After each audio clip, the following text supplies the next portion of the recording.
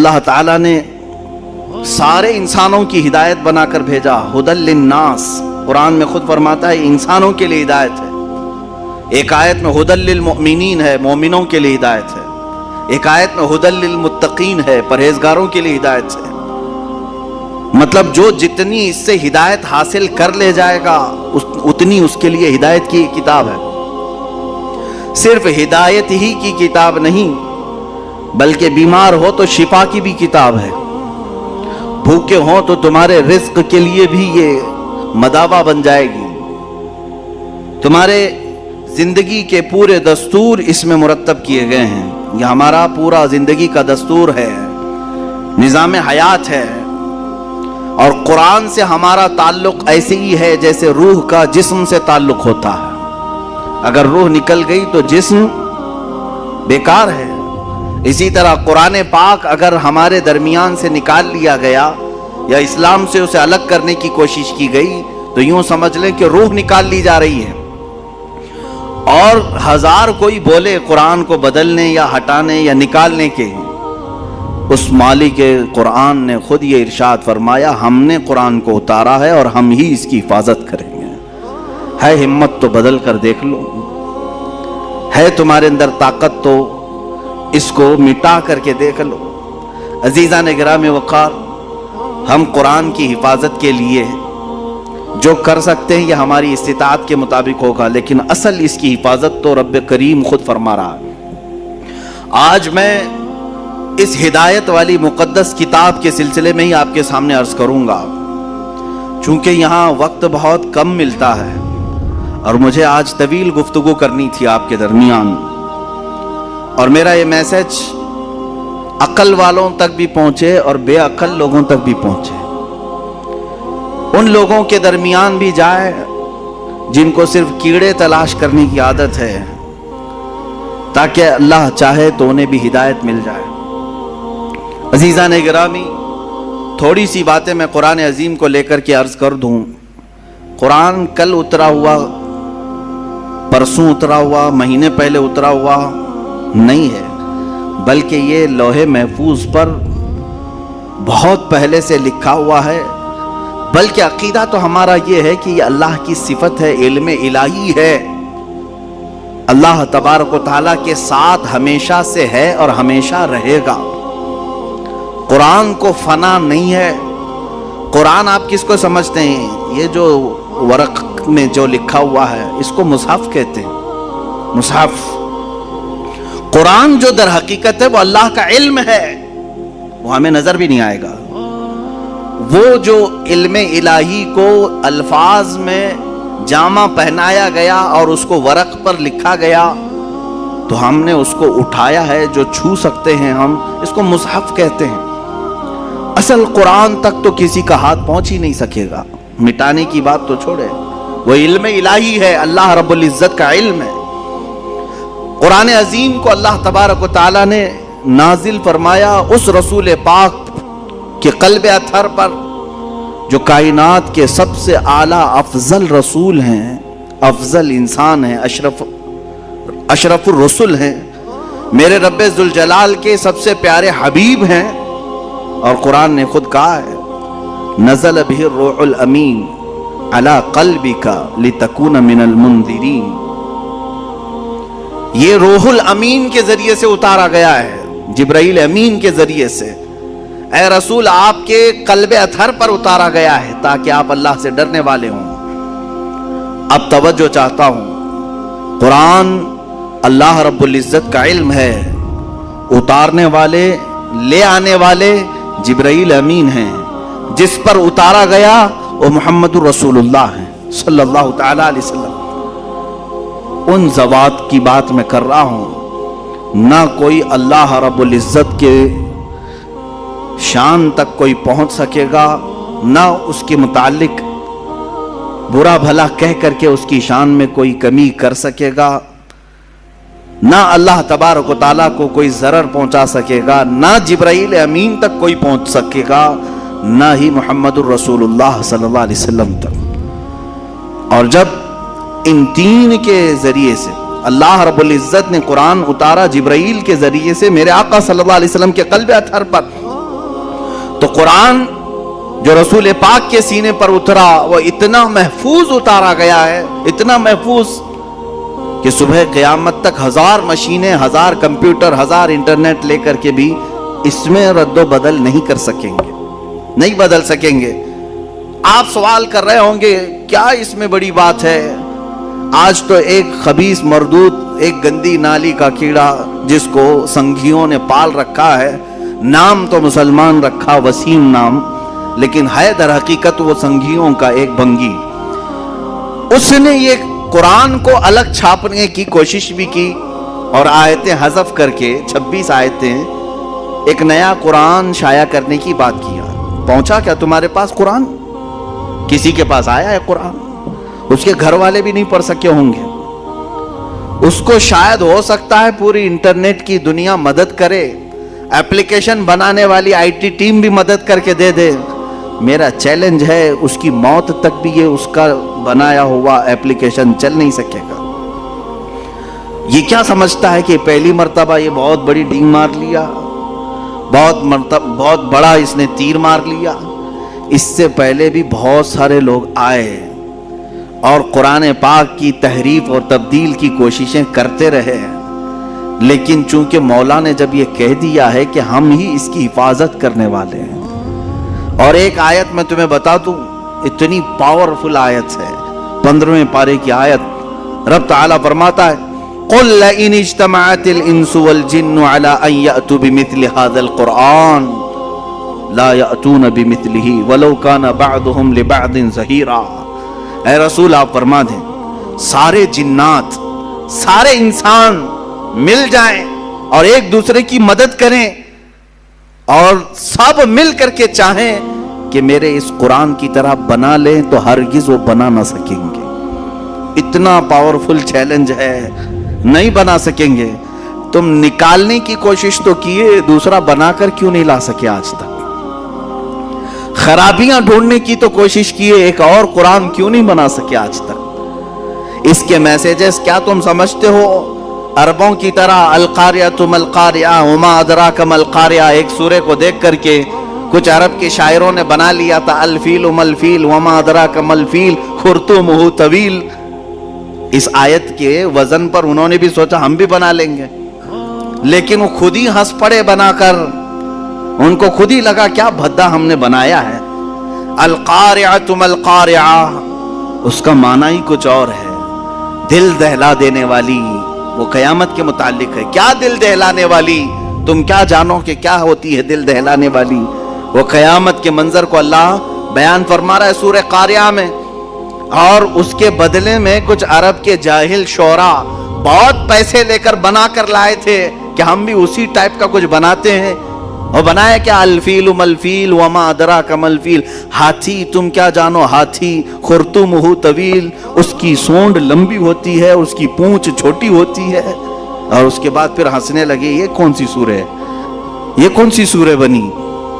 وہ خود اپنی بنائی ہوئی چیز پر ہنس پڑے اور پھر پھاڑ کے پھینک دیا۔ میرے عزیزو، عرب والے جو عربی کے بڑے بڑے بلیغ اور فصیح تھے، ان کے درمیان میرے آقا صلی اللہ علیہ وسلم نے صرف 3 آیتیں لکھ کر کے چیلنج کیا تھا۔ خانہ کعبہ پر پہلے شاعروں کے شعر لٹکائے جاتے تھے، کیونکہ عرب میں اس وقت لٹریچر کا دورہ تھا، جو سب سے اچھا شعر لکھتا وہ خانہ کعبہ کے دروازے پر لٹکایا جاتا، اور جب کوئی دوسرا اس کا جواب لکھتا تو یہ پہلا والا نکال دیا جاتا، پھر نیا والا لگایا جاتا تھا، مقابلہ ہوتا تھا۔ یہ مقابلہ کئی سال تک چلا، کئی دنوں تک چلا، جب قرآن پاک کی 3 آیتیں میرے آقا صلی اللہ علیہ وسلم نے لے جا کر کے لگایا، انا اعطیناک الکوثر فصل لربک وانحر ان شانئک هو الابتر۔ 3 ہی چھوٹی آیتیں ہیں، چھوٹی آیتیں، اور قرآن پاک کی سب سے چھوٹی سورہ بھی ہے۔ اتنا ہی لے جا کر کے میرے آقا صلی اللہ علیہ وسلم نے خانہ کعبہ کے پاس لٹکا دیا۔ اب عربوں کو تکلیف ہوئی کہ اس کا جواب تو ہونا چاہیے، شاعروں کو بلاؤ، پیسے دے کر کے بلایا گیا، آؤ اس کا جواب دو۔ بہت سارے آئے، دیکھے، کیونکہ اس کا جواب لکھنا معمولی نہیں تھا۔ یہ ہے تو چھوٹی سورہ، لیکن معنی کے اعتبار سے ہر آیت میں ایک سمندر موجود ہے۔ اس کے مفاہیم، اس کے ترجمے کرنے بیٹھ جائیں، ہر لفظ کا ایک بہت ہی بلیغ معنی ہے، فصیح معنی ہے۔ تو ایک بہت بڑا شاعر آیا، اس نے کہا میں جواب لکھ دیتا ہوں۔ اس نے اس کے نیچے اپنی جانب سے لکھ دیا ما ھذا کلام البشر، اسی کے وزن پر لکھا اس نے، انا اعطیناک الکوثر فصل لربک وانحر ان شانئک ھو الابتر، اتنا لکھا تھا۔ نیچے اس نے جا کر کے لگا دیا ما ھذا کلام البشر۔ وہ کہتا ہے میں اس کا جواب یہ لکھتا ہوں، یہ بشر کا کلام ہو ہی نہیں سکتا، یہ کسی انسان کا کلام ہو ہی نہیں سکتا۔ اس کے بعد پھر یہ خانہ کعبہ پر یہ لٹکانے کا سلسلہ بھی بندی ہو گیا۔ آخری مرتبہ قرآن کی وہی سورہ لگائی گئی اور آج تک پھر دوبارہ کوئی چیلنج کے لیے لا نہیں سکا۔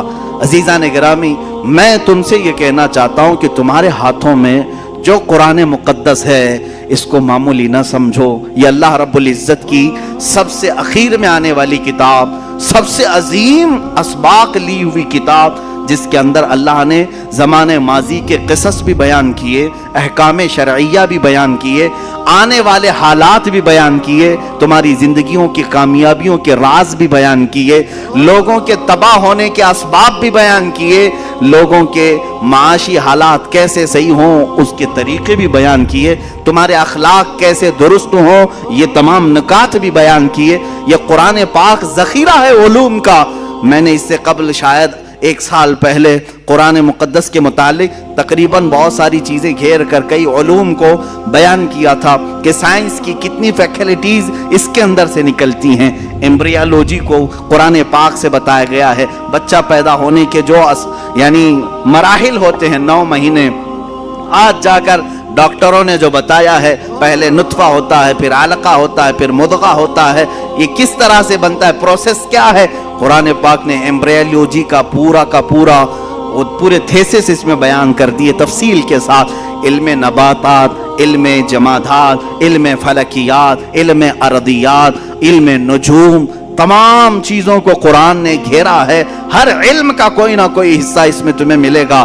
اور رہی بات میتھمیٹکس کی، اللہ اکبر، پورے قرآن کی آیتیں میتھ سے ایسی جوڑی گئی ہیں الگ الگ انداز سے، جس نے قرآن کو دیکھا ہے اس نے ویسی تشریح بھی کی ہے۔ جانتے ہیں آپ، یہ 1400 سالوں سے قرآن دنیا کی سب سے زیادہ پڑھی جانے والی کتاب ہے۔ یا میرا تجزیہ نہیں ہے، انٹرنیٹ پر موجود بڑے بڑے ماہرین جو دنیا کا سروے کرتے ہیں، انہوں نے یہ نکال کر کے بیان کیا ہے کہ سب سے زیادہ آج دنیا میں جو کتاب پڑھی جاتی ہے وہ صرف قرآن پاک ہے۔ اور قرآن کا لفظی معنی بھی یہی ہوتا ہے جس کو کثرت سے پڑھا جاتا ہو۔ یہاں آپ مجھے بتاؤ، جتنے بھی مسلمان ہیں، ہو سکتا ہے ان میں سے کسی نے قرآن ختم نہ کیا ہو، حالات ایسے آ گئے ہوں، لیکن کچھ بھی ہو، بغیر قرآن کے میں سمجھتا ہوں کوئی مسلمان ہی نہیں رہتا۔ قرآن پاک میں کلمہ طیبہ بھی ہے، لا الہ الا اللہ محمد الرسول اللہ، اگر وہ اتنا بھی پڑھتا ہے تو گویا کہ قرآن کی 2 آیتیں اسے معلوم ہیں۔ اگر وہ نماز پڑھتا ہے، سورہ فاتحہ آتی ہے، اس کا مطلب ہے وہ قرآن پڑھتا ہے۔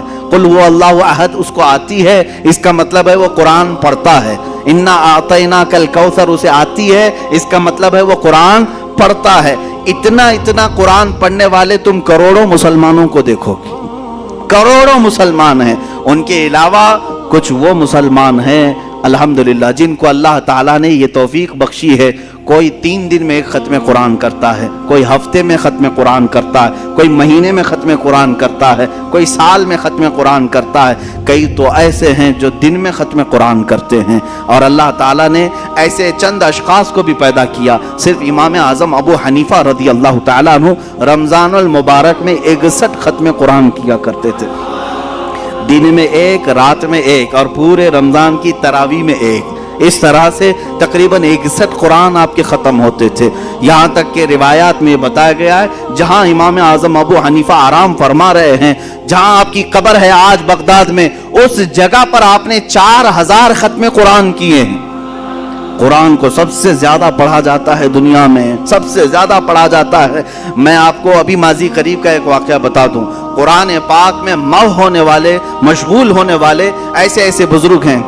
بہرحال میں کٹ کرتا ہوں اس واقعے کو، پھر کبھی مجھے کچھ زیادہ طویل گفتگو کرنی ہے کیونکہ دلائل کی روشنی میں آج عرض یہ کرتا ہوں کہ اللہ تعالیٰ نے اس کو یاد کرنے کے لیے بھی آسان بنایا، صرف پڑھنے کے لیے نہیں، یاد کرنے کے لیے بھی آسان بنایا۔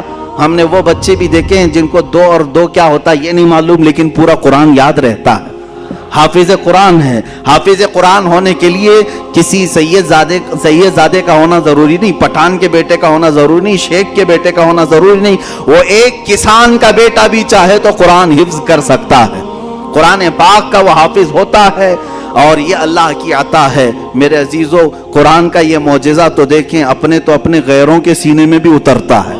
کئی پنڈتوں کے بچے بھی قرآن پڑھے ہوئے ہیں، وہ اگرچہ دسیسہ کاری کے لیے، اختلافات پیدا کرنے کے لیے یا عیب ڈھونڈنے کے لیے، لیکن یاد کر لے جاتے ہیں قرآن کو۔ اپنی کتاب یاد نہیں کر پاتے لیکن قرآن یاد ہوتا ہے، قرآن یاد ہوتا ہے۔ کہاں سے یاد کریں گے؟ 10 12 کتابیں ایسی ہیں کہ ان کے سب نسخے الگ ہیں، یہاں کے بازار میں الگ ملتی، وہاں کے بازار میں الگ ملتی ہے، کون سی یاد کریں گے؟ ادھر کی یاد کریں، ادھر کی یاد کریں، لیکن قرآن کا ایک معجزہ ہے، امریکہ میں بھی اٹھاؤ تو وہی قرآن ملے گا، ہندوستان میں اٹھاؤ وہی قرآن ملے گا، سعودی میں اٹھاؤ وہی قرآن ملے گا، پاکستان میں اٹھاؤ وہی قرآن ملے گا، جو الحمدللہ سے شروع ہوتا ہے اور والناس پہ ختم ہوتا ہے۔ الحمدللہ یہ قرآن پاک کا معجزہ ہے، ترتیب کے ساتھ آج تک محفوظ ہے۔ میرے عزیزو، اس کی حفاظت کرنے پر اللہ تعالیٰ نے جن لوگوں کو مقرر کیا وہ ایسے علماء، مفسرین، محدثین ہیں۔ اللہ کئی مفسرین ایسے ہیں جو اس کی تفسیر کیے، کچھ تفسیریں ایسی ہیں جو صرف اور صرف اس کے نحوی معنی کو بیان کیے، کچھ لوگوں نے تفسیر لکھی جو اس کے صرفی معنی کو بیان کیے۔ گاڑا ہو رہا ہوگا، بس سنتے چلو۔ کچھ مفسرین ایسے ہیں جو اس میں سے واقعات جتنے ان کی تفسیر کیا، کچھ مفسرین ایسے ہیں جو ان میں آیات احکام کے ہیں، حلال حرام، کیا کیا جائز ناجائز، صرف ان آیات کی تفسیر کیا۔ اس طرح سے جانتے ہیں تقریباً ابھی دنیا میں 1000 سے زیادہ تفسیریں پائی جاتی، 1000 سے زیادہ تفسیریں پائی جاتی ہیں، الگ الگ انداز کی تفسیریں کی گئی ہیں۔ ہر ایک نے جس نظر سے قرآن پاک کو دیکھا اس نظر سے وہ تفسیر کرتے گئے، اور مفسرین کی تعداد بھی بے شمار۔ اتنا ہی نہیں میرے عزیزو، مفسر کس کو کہتے ہیں؟ جو قرآن کی خدمت پر لگا ہے، قرآن کو کھول کر لوگوں کے درمیان بیان کرتا ہے۔ ان میں مفسرین وہ بھی ہیں جنہوں نے آیتیں بھی گن کر رکھی ہیں، آیتیں ہی نہیں بلکہ اس کے اندر موجود پورے حروف بھی گن کر کے رکھے ہیں۔ صرف حروف ہی نہیں، بعض مفسرین وہ ہیں جو ان میں موجود نقطے بھی گن کر کے رکھے ہیں، یہ بھی گنا ہے کہ کتنی مرتبہ با آیا ہے، کتنی مرتبہ تا آیا ہے، کتنی مرتبہ یا آیا ہے، کتنی مرتبہ سین ہے، شین ہے۔ قرآن کے ہر حرف کو محفوظ کر کے رکھا ہے مفسرین۔